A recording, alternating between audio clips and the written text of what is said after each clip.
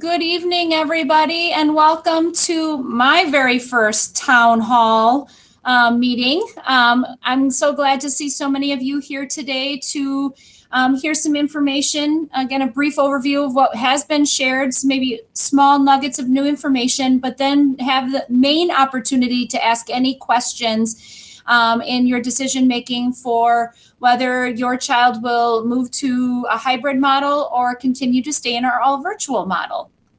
For those who may not know me, my name is Rachel Johnson. I'm the principal at the K-2 level, and I'm joined today by members of our senior leadership team who are also here to support you in answering questions and giving additional information. So to start off today, I just want to give a brief overview of a couple things that have been shared, but again, maybe saying it in a little different way than what my original video came out. But just again, opportunities for you to see what we have information available for you to chew on so far. So I'm going to share my screen.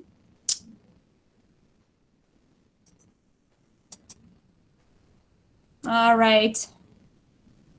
And could I pretty please get a thumbs up from anybody who can make sure that they can see the schedules put out here? Okay, wonderful. Thank you so much. Just want to make sure you can see it.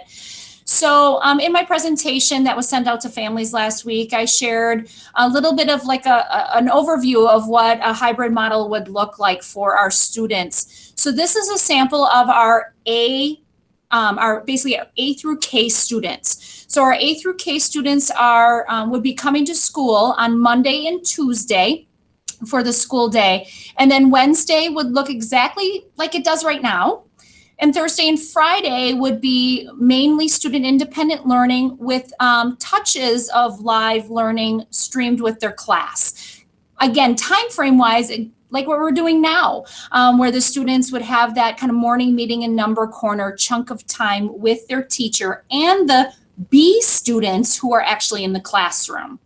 So this model is flipped for our L through Z students, where they would actually be at the schoolhouse on Thursday and Friday, and their Monday and Tuesday would mirror these 2 days. So it would be a flip-flop. And again, Wednesdays would continue to look pretty much as they do right now. Let's see here. So the last slide was of what kindergarten looks like. Again, for the primary center, the first and second grade, you'll see it looks very similar to what I just presented on the ELC piece. Couple highlights from this. Again, we are intending to keep the world quite tight in cohorts for our students. So there's limited travel that our students will be doing. Outside of arrival and dismissal, the students will be only leaving the classroom for Phy-Ed to go to our gym space. Again, socially distanced in there, masks on, but the ability to move in a nice large space with our Phy-Ed teacher. And they would have guidance live streamed into the classroom versus actually our guidance counselor going into the space. Again, the last thing we want to do is introduce people who would go room to room to room across the building to take our cohorts and basically they would no longer be tight. And then another little thing to point out is we decided, since our art and music would also be live streamed, why not continue to keep those opportunities on the asynchronous days or the days that the students would be learning from home. You'll see that, again, the other times they would be leaving would be going to recess. And we're looking at alternative lunch spaces. Depending on how many sections of each grade level we have, we may have some spaces that are not being used, which we would turn into alternative lunch spaces, allowing the kids to have a different venue, but then allow a different space for students to be, again, socially distanced, unmasked, and ability to eat their lunches. So we've got some work to do on that yet, but we feel like we've got we've come a long way and we've got some good ideas ahead. And again, our focus of that time, and when we do the numbers, in that time on our hybrid, we would be looking at about 14 hours worth of opportunity working either face-to-face with their teacher or live streaming with their teacher in this hybrid model. We also know that we have to be so proud of what our virtual model has looked like and continues to be extremely, extremely strong in the area.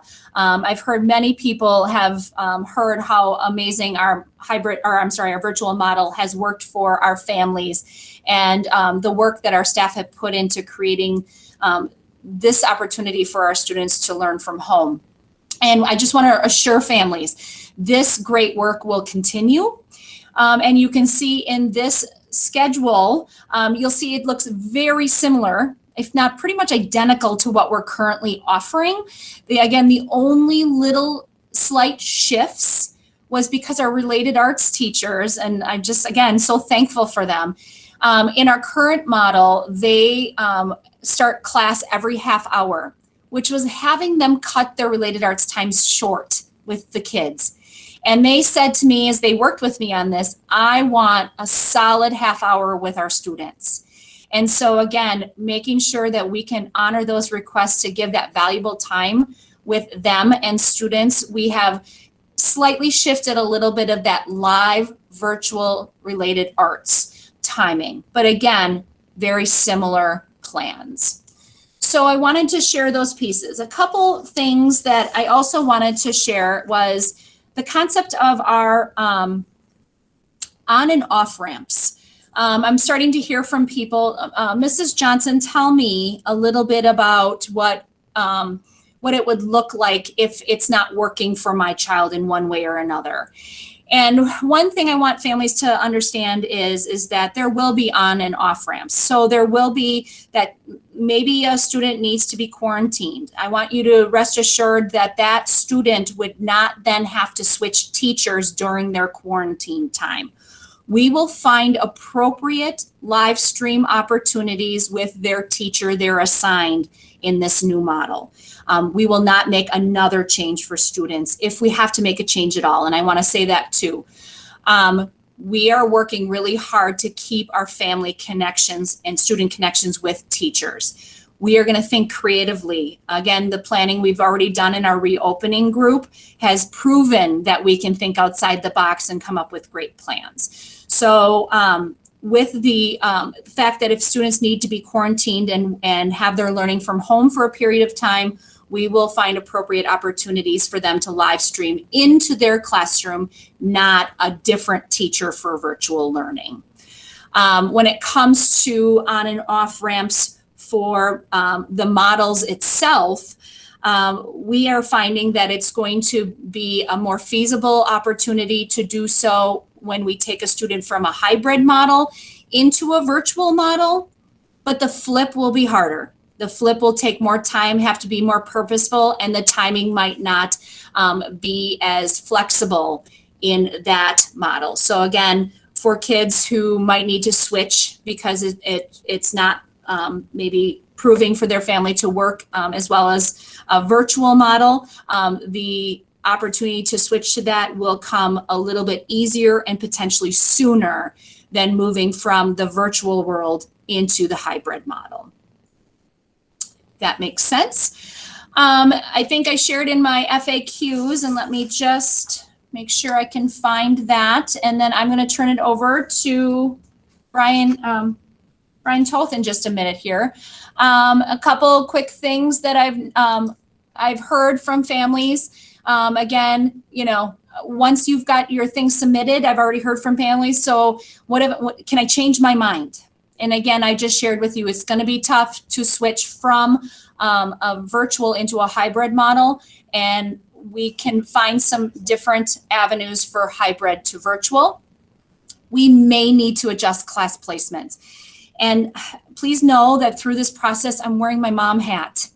I need you to know I'm wearing my mom hat. I wear my mom hat all the time. And I want to preserve these amazing relationships, but I have to be honest, there's some of it's going to be out of my control. And so know that we are going to think creatively to find ways to continue relationships if and when all possible. But there is a chance with some of these shifts and some of our teachers needing to potentially take leave for their own families, that there will be things again out of our control in this movement. We don't know. And I know you've been so respectful at honoring the privacy of our staff. And I'm so, thank you so very much for that. I know in my conversations with families, you've also been so respectful and understanding that, to be honest, in some cases, I don't even know yet. I am honoring the privacy and time our staff needs to make the best decisions for themselves and their families. So thank you for that. And then that concept, again, I already shared about, so if a student is isolated or needing to be quarantined again, we're not going to upset the apple cart again by having another teacher jump in as their teacher. We just worked with our director of technology, who has shown us some great tools we're going to have at our fingertips in the classrooms to be able to live stream students in when appropriate. And I say that because we also understand the stamina and the attention of our littlest Vikings. And so know that there will be times it won't be appropriate, but the asynchronous work will be available for them as well. I think that covers some of the frequently asked questions and our pathway pieces. So I'd love to turn it over to our Director of Transportation, Brian Toth, to give us any updates.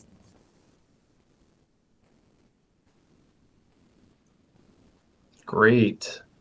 Thanks, Rachel. Thanks, everyone, for having me. Just want to talk a little bit about transportation and kind of what that looks like. For those of you who may know, we've been transporting our 4K kiddos since September, and we've also been transporting our parochial kiddos. So it was kind of an opportunity for us to try some things out and see what was going to kind of work on a smaller scale before we up the ante a little bit and go to a little bit larger scale here. Fortunately for us, since we are dealing with school buses during this time, and there's not a lot of room on them, even though we're up in the ante with a hybrid model here, the numbers still aren't going to be jam-packed or super significant, and we're going to be able to try our very best to get as much social distancing as we can on buses. The first thing that you'll notice and that we'll expect is all of our drivers and all of our students wear face coverings, and we'll be socially distanced as much as possible. So what that means on a school bus is the back seat behind a driver is left open, and then we seat the children every other if that's possible, and we seat them close to the window to allow for as much space in between. Students who are coming from the same household would be able to sit together, and we also keep windows down. We've kept them down for all but the last, I would say, about week. We're keeping the windows about halfway down all the way through. And what we come to find now, especially as we go into the winter or the late fall months here in Wisconsin, we're still going to have windows in the front down and windows in the back down, and we'll have what's called our roof hatch open.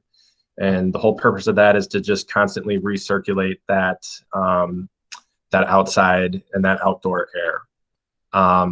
Hand sanitizers were allowed to be officially and legally installed on school buses. So we were able to get hand sanitizer installed. We do have that kind of at the entrance for kids, and we do strongly encourage that when students board the buses, they use that hand sanitizer. We've recently started to come into the hat and glove season. As of right now, we haven't required students to remove gloves to do the hand sanitizer, but it is there and available. Among a few other best practices that we've kind of worked out through different transportation groups and kind of figuring out what's worked for people. We are asking families that there's only one pickup and one drop-off address, so that we're not mixing and matching different buses, and that there's consistency. Your students will have assigned seats, and we take attendance. We've been able to do that with our 4K kiddos, and I think during this next introduction of kiddos, we'll still be able to do that. Obviously, with each introduction of kids, and as the numbers keep growing and growing and growing, we'll have to continue to kind of reevaluate what is reasonable and feasible for us. But right now, that's the road that we plan on going down, is assigned seating and attendance. just so that we can help with contact tracing and get some consistency and make sure that we're doing everything that we can on our part to make this as safe as possible for everyone.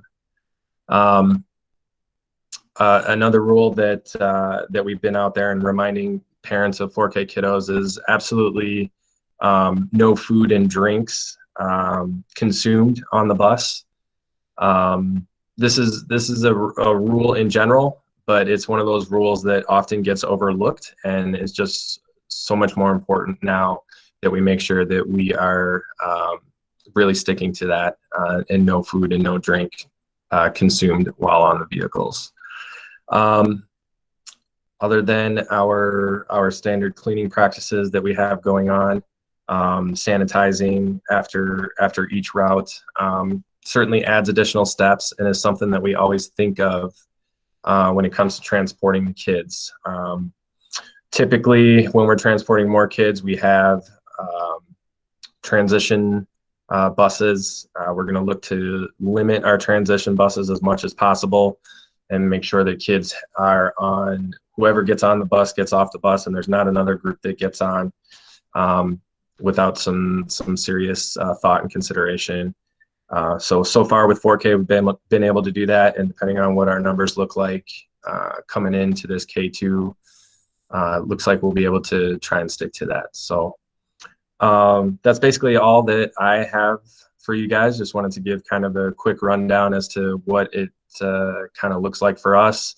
If your kiddos are using the bus, just know that we will we'll have windows down, not all of them, but some in the front, some in the back. So make sure they're dressed appropriately. We got their coats and their hats because it's going to be colder on that bus than it normally is.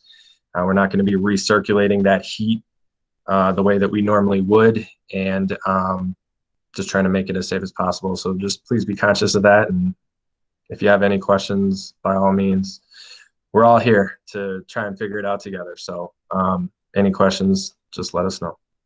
Thanks.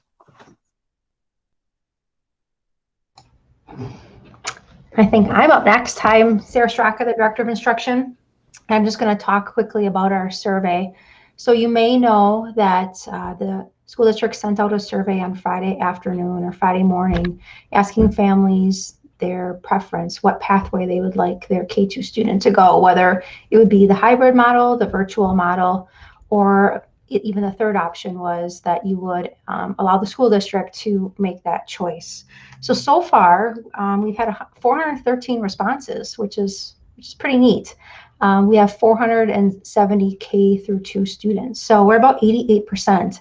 However, when I went into the survey results a bit today, I am seeing some duplicate responses. So families may have thought a certain way and maybe a couple hours later change their minds, and that's okay for now. But we are going to be looking at the most recent response. So maybe that was something that occurred in your household, and we'll just take that most recent response. So just a heads up there.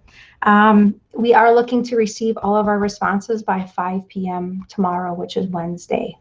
And if we don't have a response from your household, maybe by tomorrow morning at some point, we're just going to do a friendly call just as a heads up. Maybe the family didn't receive the survey, or maybe the survey results didn't for some reason go through. But we want to make sure that each family has the opportunity to share what pathway they would like their K2 student to end up in. Sarah, can I interject one quick thing about the survey? Yeah. So I've been getting a few questions about the survey. Hey, Mrs. Johnson, I'm worried my survey didn't go through correctly because it said I only answered 8 out of the 16 questions. And I want to be clear, there's pathways within this survey that take you. So for example, if you answer no to the transportation question, it's not going to ask you additional follow-up questions that it would if you would have answered yes. So please rest assured that it's not that you're missing questions or have submitted an incomplete survey.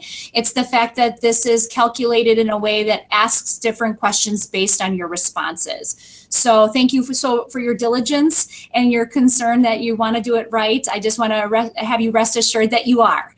So thank you for that quick clarification moment. Perfect. Thanks. I didn't realize that was happening, Rachel, so I appreciate that. So we'd like all responses by 5 p.m. tomorrow. We'll be calling families if we haven't heard from families sometime in the morning, just to make sure that each family has their voice heard. If for some reason we've contacted the family and there's still no survey response by 5, we will have a default pathway, which will be the all virtual model. So if you haven't filled the survey yet, please do so. Otherwise, we'll be calling you tomorrow. But thank you for your time and effort in this. We really appreciate it. I think I hand it off to Dr. Salerno now. Well, good evening, everyone. It's a pleasure to see you all. Thank you so much for the support you continue to show our faculty and staff, and we absolutely love your beautiful children. We're grateful for the time you're giving us tonight. In a moment, we're going to open it up to your questions, but first, those of you who have not seen me before in person may not know that I'm a tall and pretty heavy-set guy, and I'm constantly thinking about food. And because it's about time for dinner, I'm going to share my screen with you to talk about pie, my favorite dessert. In fact, how many of you know what kind of pie this is? Can you see this? Just in time for my favorite time of the year. No, you can't see this. Oh, please hold. Now we can. Yep. Now we can. It's here now. What kind of pie is this? Anyone? Looks like pumpkin, Dr. Salerno. Pumpkin pie, right? And so we need you to grab your slice of the pie here by answering our survey. I've been getting lots and lots of emails from families who are saying, what do? I want to pick whatever my son or daughter's teacher wants us to do. Well, I get it, because you've built such a great relationship. Isn't that a testimony to our amazing teachers? But I need you to grab a slice of your pie. And let me show you how we divide up the pie here. Please hold. Let's see here. We're going to go over here. Oh, some people are trying to come into the meeting still. And I apologize. It seems like maybe some folks got the wrong link or the wrong link was set out. So thank you for those of you who joined us in progress here today. We are recording this and we'll be sure to pass this along to you. Let's see, here's, okay, so here's how we'd like to divide up our pie. Can you see how I'm dividing up the pie? Looks good, doesn't it? Go out and get yourself some. I recommend, by the way, the pie at Costco. It's delicious. And we need you to take your piece of the pie, choosing virtual or hybrid. And then we also need to consider what your classmates want too, because your classmates might want something different. They might want a rhubarb pie or a pecan pie this Thanksgiving. And so we need to make certain that we give people what they want. And you think of a pie like a classroom, there's another important ingredient to that pie, and that's of our amazing teachers. And our teachers, for very private reasons, might need to say that their belly's full and they can't have another piece of pie quite yet. And so what I'm asking you to do is make certain that we don't spend our precious time trying to track you down tomorrow, asking you, begging you, imploring you to complete the survey. No one can answer for you what the right pathway is. You will decide that on your own. But know that we stand ready to do whatever we can in order to get you what you need and how you want it. And that's partially why we're continuing with an all virtual pathway along with this hybrid model.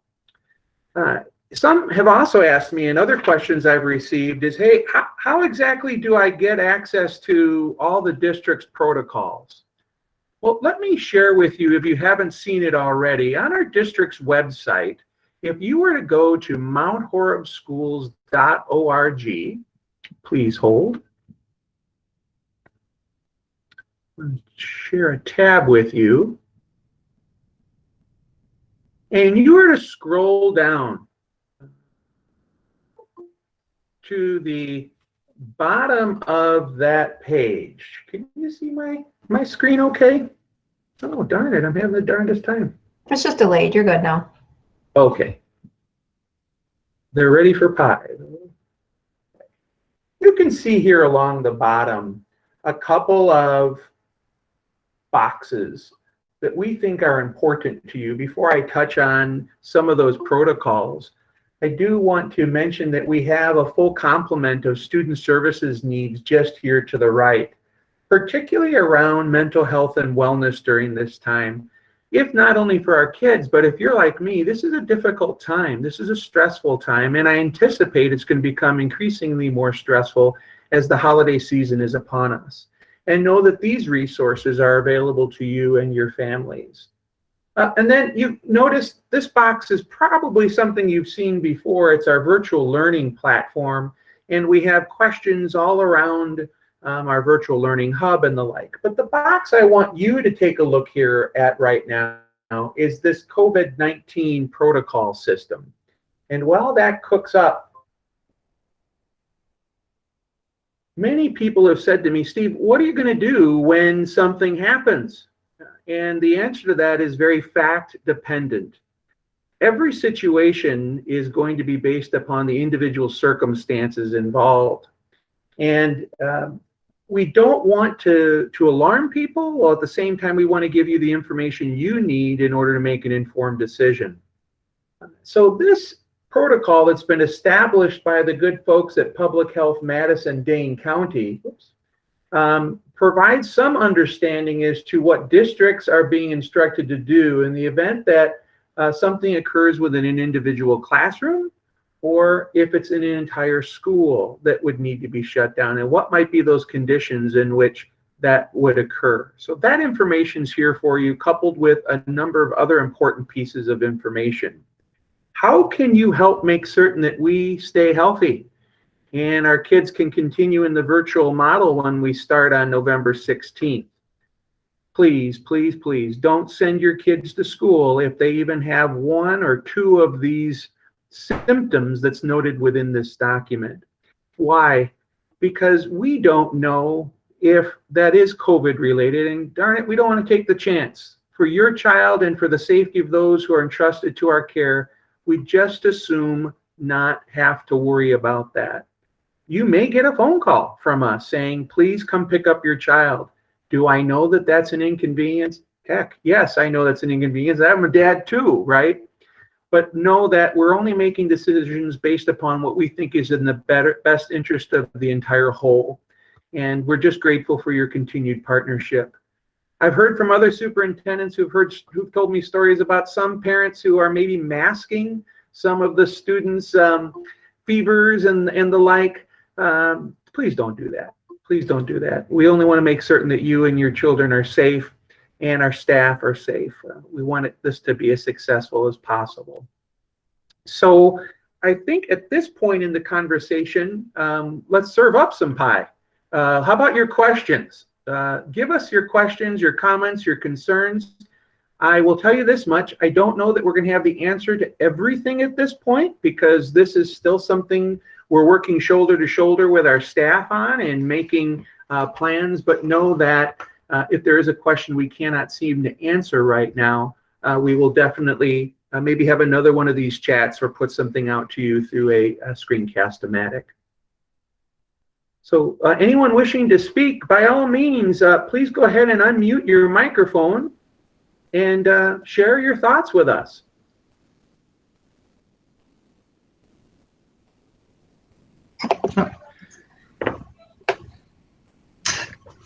Hi, my name's Josh Thompson. Just a quick question. Hypothetically, say our kids go back to a hybrid model, so they're in person. You know, winter's coming up, Thursday, Friday, there's a snow day. Is there a plan for that? Yes, there is. As a matter of fact, I just got done writing the memo last night after the board meeting, and I'll be sharing it with you likely on Monday or Tuesday of next week. I really think that there's going to be fewer opportunities for traditional snow days, but maybe because the vast majority of us are already in a virtual platform, that we turn those snow days into e-learning days. And in very rare circumstances would we close the schools down. We want to keep the continuity of instruction going. Okay, thank you. I have a question. I'm sitting in right now for my daughter. She's at work. But I teach in another district that we have been hybrid. And what's happening is we're running out of, when quarantines happen, we're running out of teachers and subs. What is the plan when you don't have anybody to staff the building? Thank you for that question, and we appreciate your service to kids. We know you're on the front lines doing a lot of the heavy lifting, and for that, we extend our gratitude to you, Ingrid. This is an area of concern for us. We, though, have been very proactive in procuring long-term substitutes that you may have seen if you got on the call early, a banner that I had displayed just talking about the need for great talent. And I'm pleased to say that we're on track right now for that.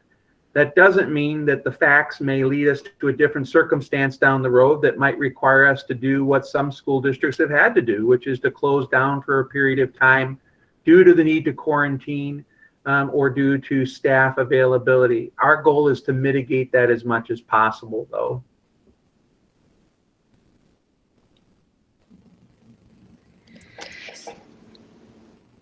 Hi, Dr. Salerno. Oh, go ahead. This is Judy Lassar. I have a question. I love the pie motif that you used, but my concern is consistency, not necessarily wanting a slice of either pie. I'm looking for consistency in this unusual time frame. And so do you have a recommendation as to the path in which I have not filled out the survey for that reason?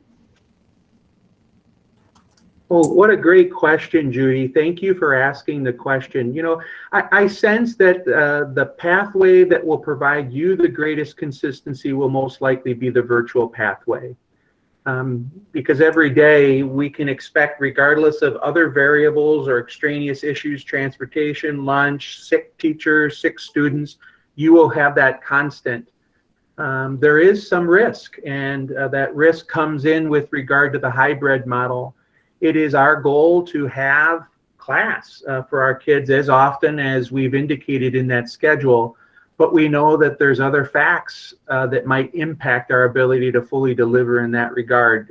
And one of the things I would suggest to folks who are thinking about hybrid, that they do not give up those relationships with daycare providers now, but rather see what you can do. And I know that's hard. I once had little ones. Once you stop paying, you lose your spot, kind of thing. And so I think that's all goes into the factoring of what's right for you and your family. Does that make sense, Mrs. Lazar? If I could piggyback on that, Dr. Salerno, one of the things, again, just making sure people understand is the consistency. Again, if there are times that we as a school have to close down, that would not be a shift in teachers. Or if, again, a class needs to go into quarantine, it's not a shift in teachers. Our intent is to keep that part consistent when I know Mrs. Lazar is really looking for consistency. So there is that opportunity in that realm, but I agree with you that if truly that's what she's looking for, and the virtual model would remain the most consistent at this point. I guess a part of my question too is, and I know you can't answer based on staffing at this point, is consistency with their peer. I chose a pathway of looping for the purpose of consistency with my child. And so that's kind of what I'm wanting to continue. And so I don't know if letting the district then choose for me is the way to go. Judy, this stuff in the back of my mind. Multi-age is another piece when you've had these 2-year relationships that have been fully established in person, and then obviously virtual last spring and so far. Know that those are in the one of the forefront thoughts in my mind as well. Every kid is, and even down to the peer connections. I mean, I'm receiving messages from families, and I get it. You know, you fill out that form in spring, and you tell me this is going to make school a better place for my kid when they have this peer that's connected to them. And although we'll try to maintain some of that, again, I can't guarantee it, but please know that those are thoughts in our mind for sure. And again, thinking about multi-age and looping with those long-standing relationships, understanding to start over again in a different model would be very hard to do. I've got a question related to consistency. We are likely choosing something for our entire family to be doing the same thing. So we have a 5th grader in the district. I'm curious, like, I don't know the numbers that you're making these decisions on, but like, how close are we with how high the numbers are in the state of Wisconsin right now in Dane County? How close are we to having a directive B to entirely stop this process where the county no longer allows K through 2 to be in? Are we like right near that happening? And also vice versa, like how close are we to accepting 5th graders to be part of the process in person school? What a great question, Mike. You know, how far down the path do we go before we have to look back and return? That's a question we're asking every single day on every single phone call we have with Public Health Madison, Dane County. I've often pressed them as to say, you know, your metric is 54 for K2. Help us understand why you're still recommending that children in K2 continue in person. And they say that it's not just any one metric that helps us determine this recommendation, but a host of metrics that includes everything from spread to case count to the ability to contact trace and the like. And as recently as a call yesterday morning, their response to me was the same. We have no intention of pulling back. On the other side of the coin, as you thoughtfully suggested, what could be the potential for a pathway to return the next tier of children, maybe grades 3 through 5 or one or more of those grades? And we keep on pressing and asking. And in fact, we're going to be on a phone call with the Director of Health and Human Services on Friday afternoon, all the superintendents around the state, because we want to know. It takes a while to prepare, and we feel a duty to respond to you and give you ample notice so that you can make the kinds of decisions you have to in order to have your family's needs met. So I know that's not much of an answer, but that's the only answer I've got right now. But I will tell you this, I'm committed to continuing to communicate with you, and I know my friend Rachel is willing to as well. So I just thank you for your patience in that. So I missed the beginning of the meeting, but I guess my follow-up question would be, if the 5th grade turns to be able to be in person and we wanted to make that change, I also heard that we would be locked in if we made the decision to be virtual. We would be locked in all the way through the first semester, or would we then have, would that be like a time period for ramping on? Great question. There are so many variables that go into when we might provide what I call an on-ramp or off-ramp. On-ramp for people who are in virtual wanting to go, people who are in hybrid and want to go virtual, I think is a lot easier than permitting people to go from virtual to hybrid.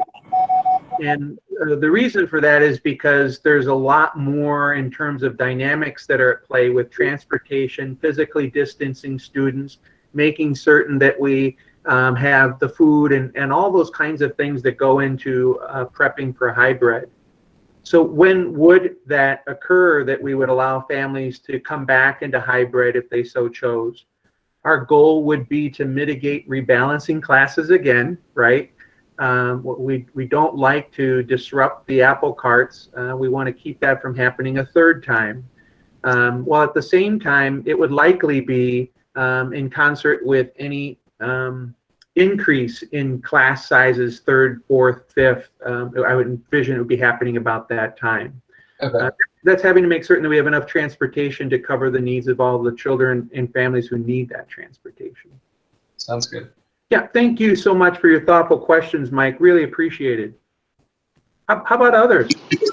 Hi, Jennifer. I noticed that someone named Ann keeps trying to jump in, so she could go ahead and then I'll follow her if that's okay. Well, that'd be great. Hi, Ann. Hi, thanks, Jennifer. Say, just a quick question with the hybrid model and the possibility of shutdowns and staying home and being virtual. Are the children going to have to be required to carry their school backpacks to and from with all of their math and journey books and all that kind of stuff? Or is there some other way that we're going to be able to facilitate on a sudden virtual day or on the 2 days that they're at home?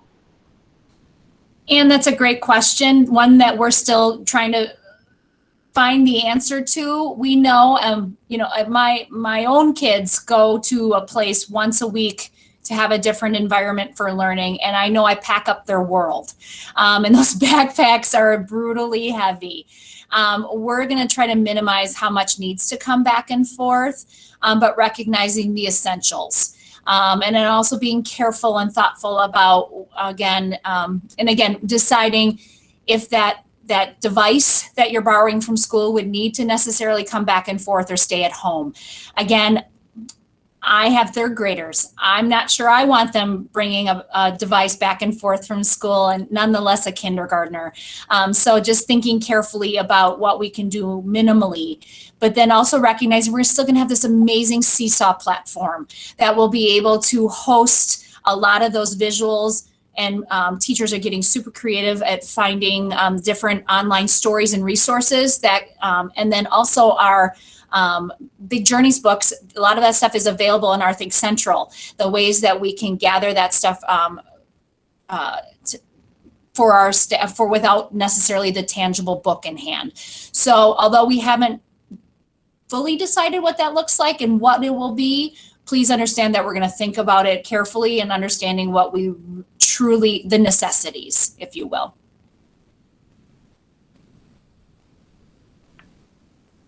Hi, Jennifer. Okay, thanks. Hi, I'm Jen Reynolds, and I just have a couple questions, a little bit more specific perhaps to individuals with disabilities. One of my questions is, hopefully Brian from transportation could help me understand, when our children have specialized transportation, we don't have the every other seat kind of option necessarily. So the social distancing is going to be a bit more of a trick. And I was just wondering if you had any thoughts around that. Well, you are 100% right. That is a bit more of a trick.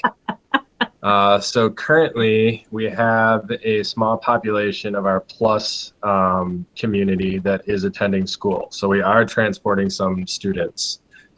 And what we've been able to accomplish so far is keeping those transportation runs, if you will, for one household runs. And we will continue to use that model. I mean, I'll stretch all of our resources as thin as possible to keep that model going because, I believe getting that distancing piece is really important as much as we can try and do it. So we'll continue to do that until our resources are tapped and we have to reevaluate how we're transporting special needs students. But that is what we're doing right now, and that's what we're able to do. So we'll see how long we're able to keep that going. Not everybody in that group is going to school at the same time right now, so that kind of helps. If any of that group is part of the K2 population and they are part of the K2 population that's able to ride regular education transportation, then we'll make sure that they're just filtered right in with the rest of the students there. But that's kind of how we're looking at it right now. And I know that's not unique in the industry, even though other districts are bringing in a much smaller group compared to what they're normally used to working with. You've seen special education transportation sometimes double or even triple. And you have CDL drivers driving vans and just a lot of resources stretched thin to try and keep those single family transportation runs, if you will. So hopefully that. Oh, I'm sorry. I didn't mean to cut you off. No, go ahead. So just then, do you have to clean after each individual bus route as well? Yeah, so that's been our process so far, and again, we'll continue to do that process as well. It's very similar to the buses with fogging. We were able to kind of piece together and coordinate where we can leave, one vehicle alone and have another vehicle do the entirety of a run before we set that vehicle aside. So there's been so much more juggling, just trying to always stay diligent and always stay conscious of not putting students in seats that haven't been, cleaned in some way. Sanitized or wiped down, Right. yeah. And we've been able to do that with 100% success rate so far. And that's, we're dealing with small numbers right now. We'll continue to try and do that, and we'll continue to keep that on the forefront of our minds as we do it, and that'll kind of be our process moving forward. The one nice thing, when we're talking some of those specialized transports, we're talking vans and we're talking smaller vehicles that non-CDL drivers can drive. So I know Principal Johnson's always happy to drive a vehicle if she needs to, or anything like that. So we certainly, Straka's not afraid to get behind the wheel of a car. So if we got to lean on other sources to get the job done, then if there's one thing that I've seen here, it's that we do that. Thank you. I do have just two more quick ones. One is, I know in some scenarios, as you even mentioned, the virtual plus is there for very specific individualized decisions. Is that something that the district is still open to, or is this like now you've chosen virtual and you live there, or now you've chosen hybrid? I mean, I know there's that on-ramp, off-ramp, but is virtual plus still a live process, I guess? And that's probably a Brian Johnson question. Yeah. And that Brian? answer is yes. I was gonna say, I'm making an assumption of yes, but I definitely want to clarify that too. So Yeah, Virtual Plus will continue to be ongoing, and it'll stay ongoing as individual decisions are getting ready to be made. are made, right? Okay. And then I just wanted to clarify from the gentleman who had asked about how he also has a 5th grade child. I wasn't sure if the gates open for like 5th grade on up as well. Does a family then get to reevaluate their whole family and say, oh, well, we chose virtual before, but now we want to go hybrid? Or is that part of the we will see where we are numbers kind of thing? Great question, and it's one that I wish I had an answer for. I'd hate to promise you something and not deliver on, but rest assured that would be ultimately our goal, is to be able to provide continuity for families too. Hey, Dr. Salerno, this is Cody Lundquist, parent Cody Lundquist. So I guess I have a question too, and maybe this goes back to Brian Toth to put him on the spot. I just like to hear his witty humor, and maybe I missed it. But if we have a kid who's at, let's say, Hearts and Hands in the mornings, and they get there at like 7 a.m., and I know normally sometimes some first graders and second graders will hop on the bus back in. Is that transportation still going to be there? Is that considered, or what part of that transportation is in the plan?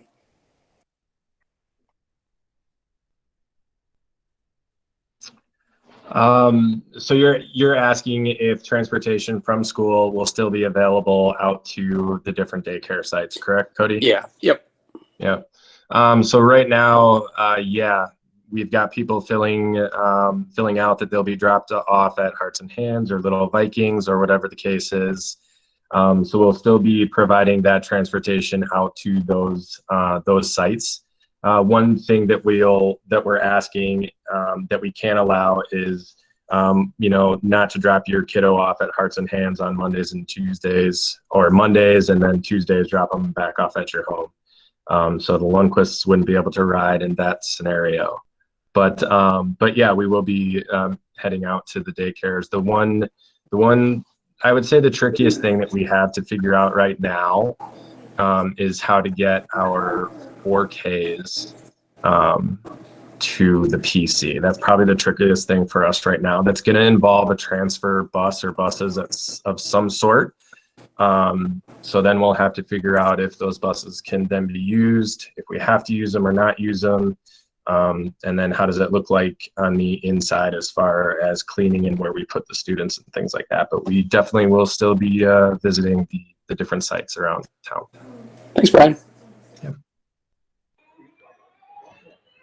Hi, my name is Ben Howe. I guess my questions are more on the socialization and expectations of the child in the classroom during the school day. Are the kids going to be expected to sit in their desks socially distanced for hours at a time and not be able to move around the classrooms very much? What's recess going to look like, et cetera, et cetera? Great questions. Some that are still in the works. Actually, Sarah Straka set up an opportunity for us to talk to districts tomorrow as a school that are currently in a hybrid model, so we can learn from them about what the classroom looks like. Recognizing that we're going to have classrooms of about 8 to 10 students in a space, which will allow some flexibility in movement.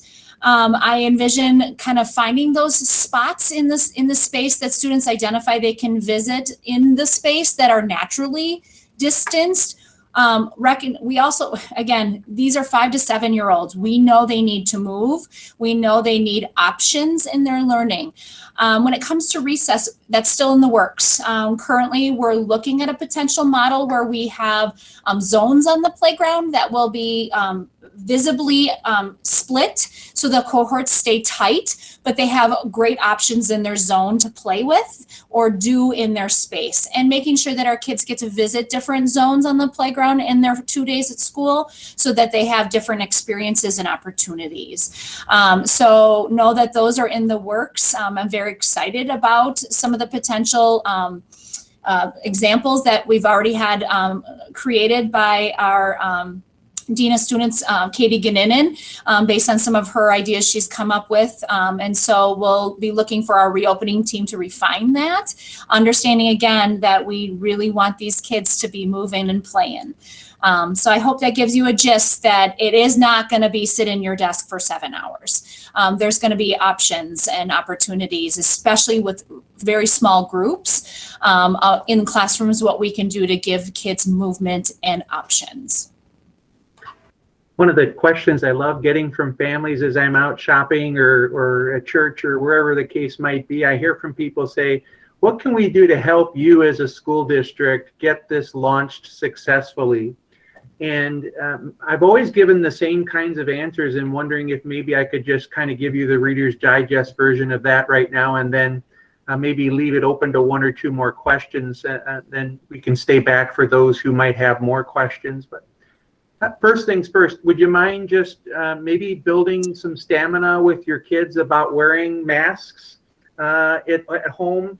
I know we're not all quite used to wearing these all of the time, and so as much as possible, we appreciate anything you can do ahead of November 16th. Wearing a mask is going to be required for kids to participate in the hybrid model. And obviously, there's some rare circumstances that are outlined in Order Number 9 from the state, and we'll be reviewing those on a case-by-case basis with each family. But we think the vast majority of individuals will be wearing that mask. And then the other piece is anything you can do to reinforce with our young people that keeping our hands to ourselves. I know that's always hard anyways in kindergarten through 2nd grade, but all the more important, we'll be having lots of opportunities for kids to stop and wash their hands. In fact, we're very fortunate to have sinks in I think in all of our kindergarten classrooms, and maybe even in a lot more of our PC classrooms. So this, if it had to happen, to know that we have that resource right in the classroom certainly is fantastic. And then lastly, to Ben's thoughtful point, yes, we want kids up and moving, but we also want them to honor people's space, that 6 feet of space. So practicing that at home might be a good thing to do now if you plan on having your little ones return to us in a hybrid environment. Okay. How about, I see we're up at about 5:56. How about one more question for the good of the order, and then we can stay on to the call for whomever else would like to, but give you an off-ramp if you want to go eat some pie. What, what questions do you have? Go ahead, Hi. Mrs. McKenzie. Hi, I'm Mary Lee. I have a question. So one of the things that I have seen in other districts and am very interested in as both a teacher and a parent is the up-to-date data on the actual COVID cases happening in our schools. What's Mount Horb's plan for creating some kind of dashboard or information for both parents, for staff members? And then in following up with that, I know that you outlined some of the protocols that you are following, but really thinking about how are you going to protect the teachers who are going to be face-to-face with students whose families may choose different pieces of pies when they're not at school. And to think about that as a really big, I've teared up multiple times thinking about sending these teachers back into the classroom. Great questions, Mary. Thank you for asking them. And also thanks for your work with young people as well. When we made the recommendation to the Board of Education to consider opening up K through 2 and following Public Health Madison Dane County's recommendation, we at that time talked about the development of a dashboard that would include the very information that you're seeking. And we've been working with our medical professionals in-house and then also around the community to get the proper metric, while also maintaining people's rights to privacy, right? Because there's a delicate balance to strike there. And I've charged our student services team with having that metric available beginning Monday, November 2nd. It would be posted prominently on our district's main webpage under that area. In fact, where I just showed you all a few minutes ago how to get access to the protocols. And we do not go into the decision about returning to school lightly for that very reason. We too are very concerned about the health and safety and welfare of not only our kids, but our amazing staff. We would never want to do anything that would compromise them. And I'm grateful for the interactive process that's occurred with our staff since June the 10th, whereby people have shared with us the nature of their health concerns, or for that matter, maybe the health concerns of a loved one, and have allowed us to be as flexible as we can. We've been purposeful with them that we wanted our parents to drive what their needs were in terms of virtual or hybrid. And if we have staff members who are requesting hybrid, trying to accommodate as many of those families, as many of those staff members as possible. Will everyone be happy? No, they won't. And that's the part that breaks my heart. But you know what? We're going to go down trying. And we're going to keep on working with our staff in order to get to a point where they're comfortable and where we are able to do what we promised our community, you, the taxpayer. So there too is a delicate balance, isn't it? And please know that we're going to give every ounce of thought and collegial decision making on this. And I'm grateful for your advocacy for our colleagues. They are the linchpin in all this, aren't they? And if I could just add, our reopening team has a member from each kind of entity within our schools on it that is helping create those questions that we need to have answered. And if you were on the call, I can't remember what part of the call I talked about Sarah Straka setting up time for us to talk to school districts that are currently in a hybrid model. It's asking, I mean, our main focus is that classroom and those close contacts and what can we do what aren't we thinking about to keep our teachers safe or to set up the environments that we know it's a win-win and a safe opportunity for all. Those are paramount for us to think about and problem solve around. And I'm so thankful for our team that has truly asked some great questions that we need to find answers for and find ways to make sure we can, you know, they're craving, how can we do this well with kids, but do it safely? And so it's finding that balance along the way. I suspect that as I talk with school districts that are already doing this 6 to 8 weeks in, they're still finding questions that need answering right now. And so We like our information now. We like it right away. This is not what we're dealing with. And so patience, fortitude will get us to the kinds of questions and answers that we all need answered over time. So I do see it as 6:02. How about we take a 3-minute break to allow people who want to jump off the call to do that, and then why don't we hang around for maybe another 15 minutes or so. I'm going to stop recording and then give us a 3-minute break, please.